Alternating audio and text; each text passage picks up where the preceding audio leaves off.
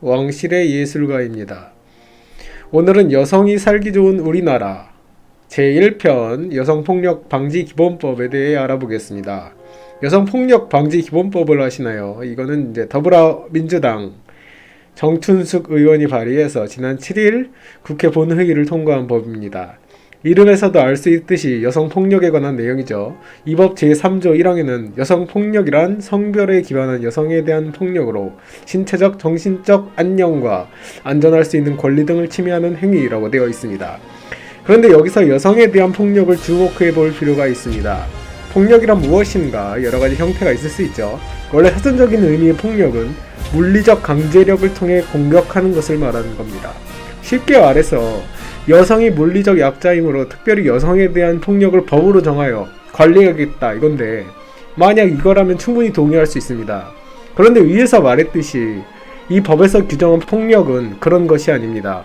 이 법 제3조 1항에 따르면 가정폭력, 성폭력, 성매매, 성희롱, 지속적 괴롭힘 행위, 그 밖에 친밀한 관계에 의한 폭력, 정보통신망을 이용한 폭력 등 이렇게 말하고 있어요. 사전적 의미의 폭력보다 굉장히 넓은 범위의 의미를 가지게 되었죠. 이와 같은 행위에 대한 법률이 다양하게 있음에도 불구하고 물리적인 약자라는 이유로 훨씬 넓은 범위에 해당하는, 마치 약자임으로 보호받아야 하니 법으로 만들겠다 하는 것은 여성에 대한 차별적 인식을 반영하는 겁니다.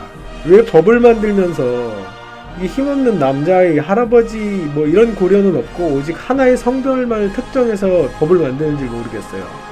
이미 취업이나 창업 분야의 여성이란 이유로 가점을 주고 있고, 이제는 남성이 사회적 약자가 되었는데 실제로 할당제로 인한 피해를 당해봤던 저로서는 분노하지 않을 수 없습니다. 그런데 이 부분에 대한 내용은 다음 시간에 시간이 있을 때 따로 다루도록 하겠습니다.